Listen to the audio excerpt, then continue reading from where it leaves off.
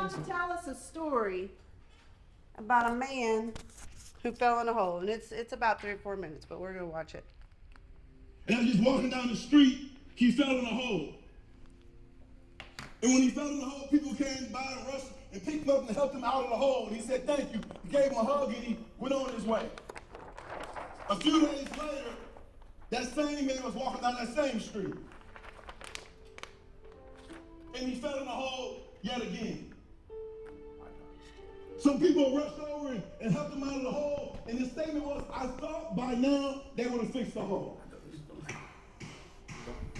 That same man, another day, Mama Thomas was walking down the same street. Third time. I think Mama Thomas calls this triple darkness. He was walking down the same street, and he saw the hole. And Mom Pam, he still fell in the hole. But this time when he fell in the hole, he was comfortable now. Because he knew, based upon his past, that people would come help him get out of the hole. So now, falling in the hole had become his new normal. So when he fell in the hole, he didn't panic. He said, this is what I do. I'm in the hole. It's okay. People are going to come help me. They're going to get me out of the hole. I'm comfortable with it now. And sure enough, some people, I'll call them enablers, came and helped him out of the hole. A few days later, that same man was walking down that same street. He saw that same hole. And this time he walked around the hole. And everybody began to cheer like, praise God, he's finally learned his lesson. But the old man saw him walking around the hole and he says, you ignorant fool. He said, what do you mean? The first time I fell in it, I didn't see it. The second time I fell in it, I saw it. And the third time, he said, no. It's not enough to go down the same street and walk around the hole. You should start going down a different street. You don't even recognize your true ignorance. You think that you arrived and that you this mature Christian because you see the hole, you walk around the hole. The question is, why are you still walking down the same street that has a hole in it? And the young man paused. And he thought, how ignorant am I? And he asked the young man, what do you do for a living? He said, I'm a leader. He says, you're a leader and you ignorant? How can you be an ignorant leader? And the boy said, listen, sir, I've learned my lesson. I learned to be ignorant. I will go down a different street. And the old man said, no, you've missed the mark. You see, the word says, those of you who choose to be leaders, be careful because you'll be judged more harshly. He said, if you are a leader, and we're all born to be leaders, he said, not only should you go down a different street, but the highest level is you go find other people and you stop them from going down the wrong street. Young man, you're too ignorant to recognize.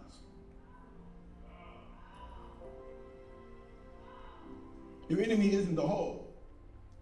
Your enemy is your ignorance. How many times are we blaming the hole for what's going on in our lives? The hole is not the problem, okay?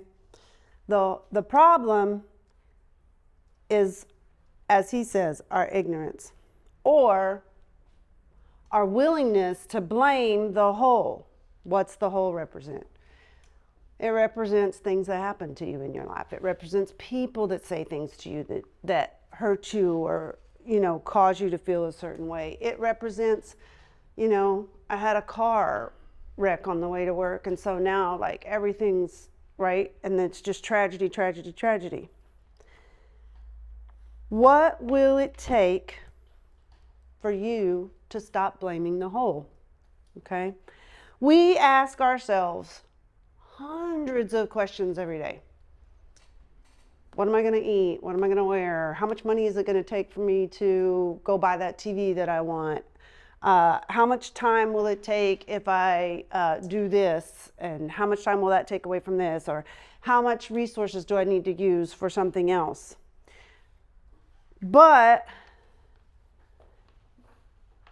And then we ask ourselves, so let's ask ourselves, what is it going to take, okay, to get us out of that hole and to the next level, right? What's it going to take to remove ourselves from a negative situation? What's it going to take to remove toxic people out of our life? What's it going to take to get my health back on track? Okay, we obsess over 100 little tiny questions every day, all day long, but sometimes we are ignoring the bigger questions, okay? So we want to take a few steps back.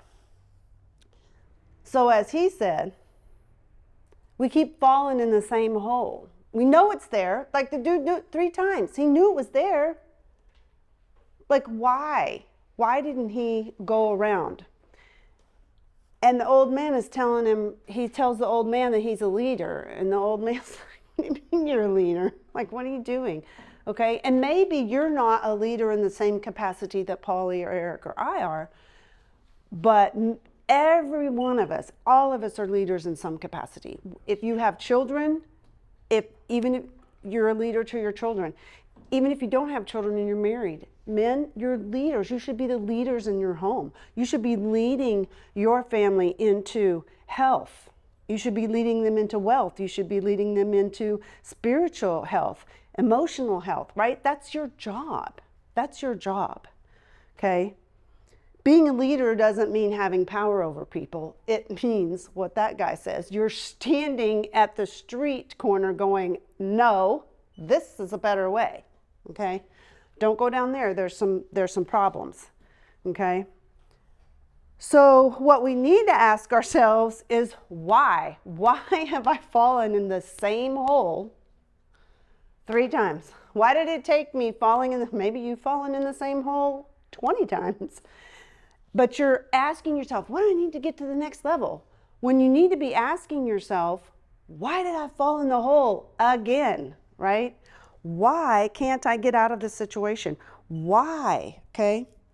Why am I here again? Why isn't my health better? Why is this person still in my life when I know they shouldn't be, right? If you ask yourself those questions and you find that any of your answers are because this person did this, because that situation happened, because I grew up like this, because I don't have this, okay? If any of your answers to your why questions start with that, you're in the wrong, you've gone down the wrong road. You're going to go fall in the hole again, right? I have said this over and over again. You have to learn accurate, honest self-assessment. Why am I here?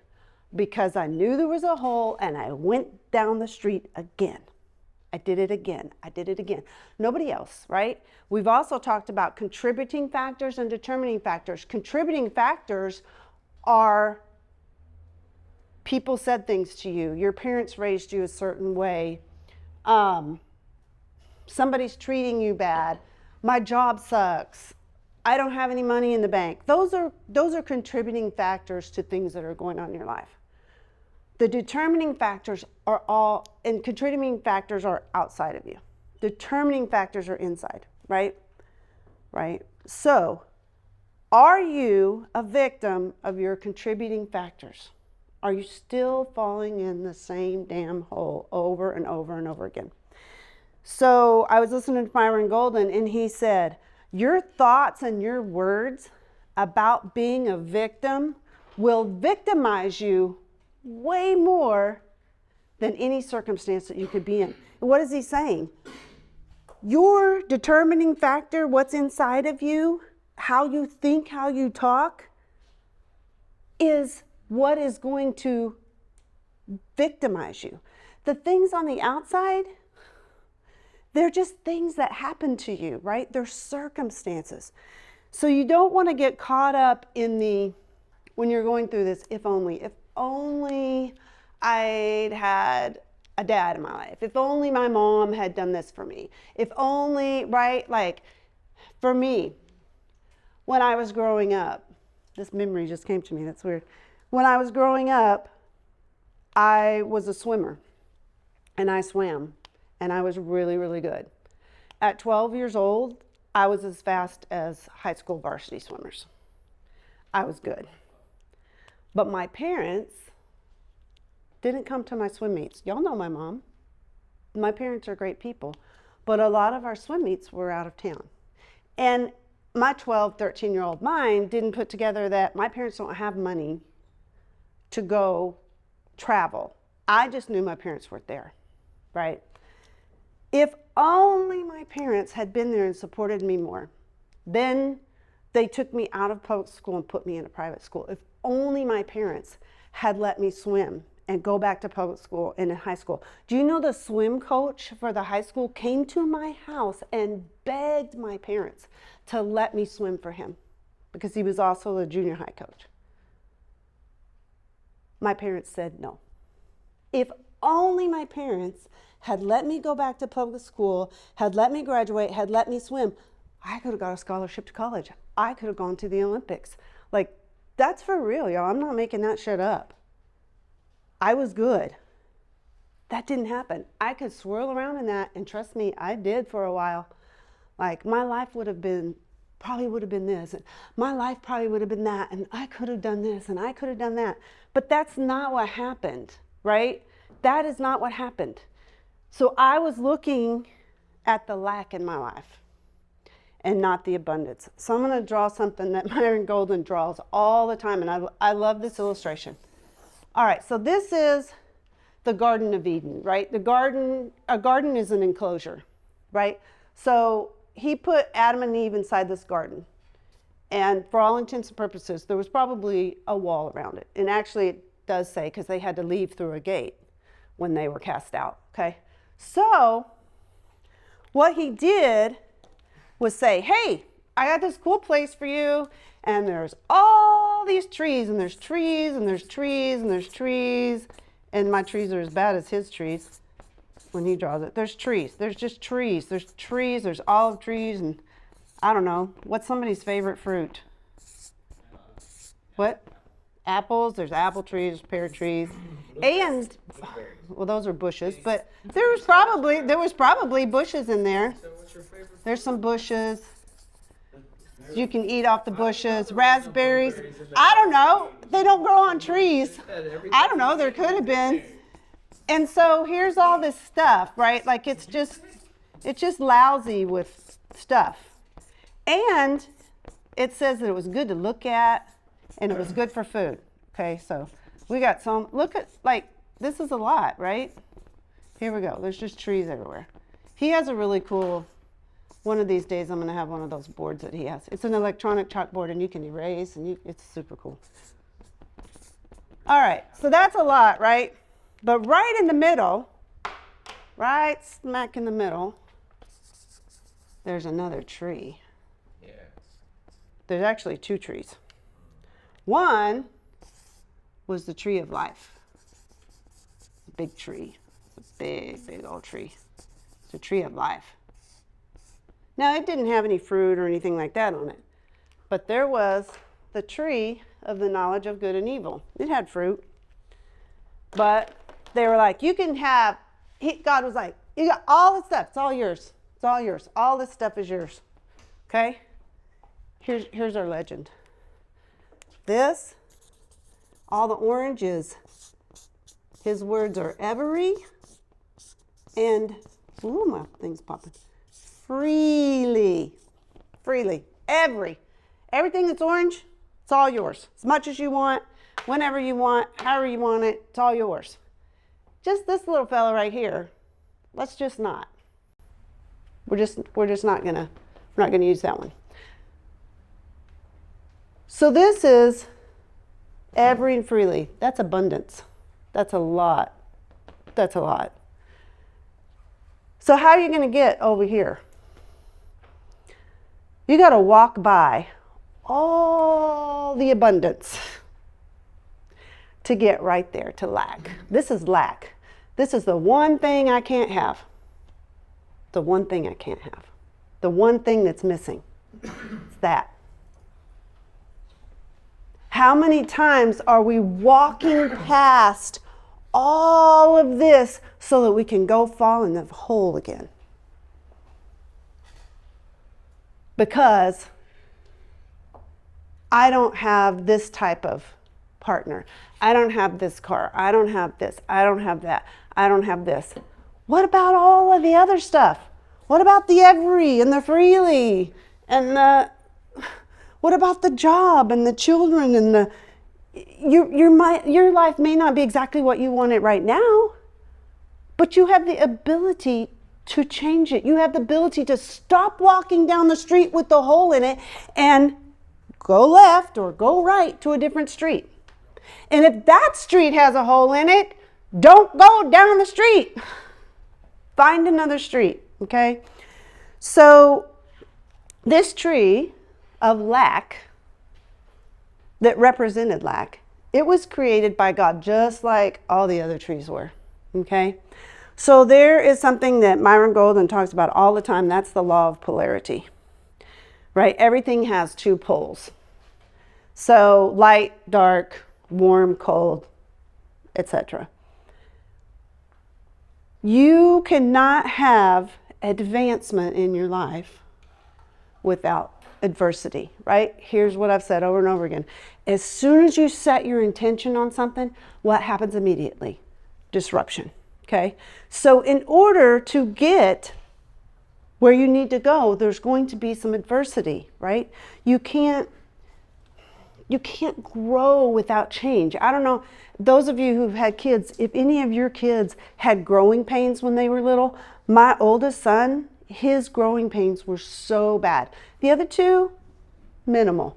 He could not go to sleep at night without me rubbing his legs, like for 2 or 3 years.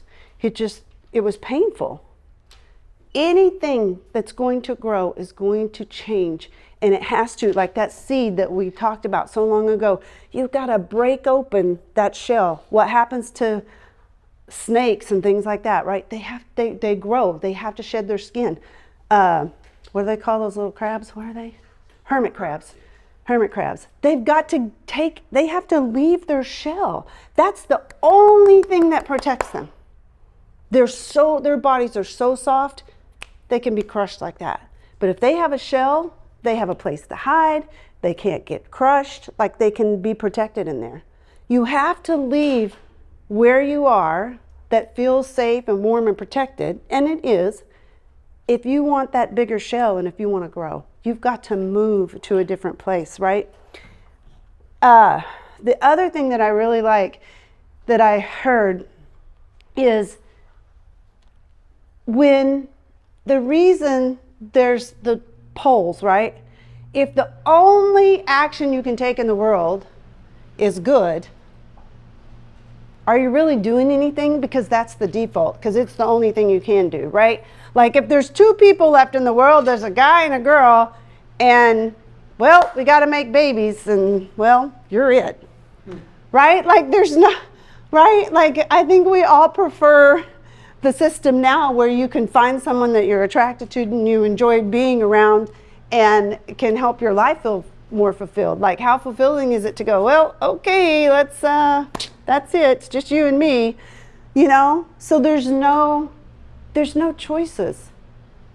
Doing good because it's the only choice doesn't make it good, it just makes it the default.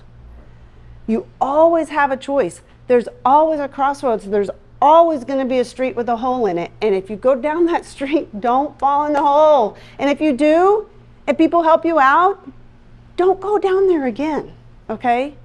Because also at some point, you know, in that story, the people kept helping him. At some point, the people around you are going to go, how many times is this now? Right? I'm done. And you're going to have to get yourself out of that hole. And that's not very fun. So stop trying to get out of the difficulty of a situation, right? Because that's what's going to help you become who you need to be. Okay? Myron Golden likes to say, if you fight for your limitations, then you're going to keep them. Stop fighting for your limitations. Stop saying, no, I'm good, like this is good, this feels good. Yeah, it does. But then that's it. That's your hole. That becomes your hole, right? How you say don't dig your own hole. That's what happens to us is we dig our own hole by staying inside of our limitations. Eric was watching a video, and he was showing me how to set the guy was talking about how to set your floor. Like your floor is here, like this is good, I'm comfortable. In order to achieve higher and more, you don't necessarily, it's really hard to show if you don't see the video, but there was all these bars on the graph, right? And it was like, here's the 700 ways that you can do something, but there was four that stuck up higher, and those were like the optimal, like you were gonna get the optimal result if you did that thing. And he's like, okay, here's the bottom of the graph. He's like, there was this bar like this, and he said, here's where your floor is now. If you move your floor right here, then there's only 5 ways that are gonna really get you to your optimal goal. Down here, if your floor is down here, there's 700 ways. Like, how long is it gonna take you to go through all those 700 ways to figure out that you didn't get your goal? That's like, change your floor. Don't change your ceiling, change your floor. It was really powerful just watching, and I haven't watched the whole video, but so stop fighting for your limitations. Stop digging your own hole. Get out of the hole. If you need help, we'll help you. If you don't know what to read or who to listen to or where to go for podcasts or books, Polly reads books, Alfonso reads books, Eric and I read books. We listen to lots of podcasts. Just get with us. We'll give you a list of names. Try people out. Because once you start doing that, we all know how algorithms work. Once you start looking at certain content, it's going to start serving you more people similar to that, and you're going to find who you jive with. All right, so what we need to take away from today, number 1, take a different street. Don't fall in the same hole again. Don't fight for your limitations and start digging your own hole, okay? And stop passing by all of the things that you have to get to the one thing that you don't have. You're gonna miss so much, right? Like, you have so many resources here. We have a BDC department. Jade is working on buying more vehicles from us, right? Paco's going to the auction. We've got a service department. You have great inventory. We have a wonderful building to work in. And thank God the air conditioners work, right? And we have a business office that supports y'all. So don't walk past all that and go, you mean I have to make my own posts? You mean I have to like make a video and I have to post in 20 groups and I have to 2 cars a week? Do you know there, for you new guys, there is a Google Drive with, I don't know, Jose, how many videos are out there now? I have no idea, honestly. 100 at least that you can go and choose from. The newest video about the service department, phenomenal. You guys, Eric and Paco did great job with their voiceovers, and Paco was like, but wait, there's more. And I was just like, I love that moment.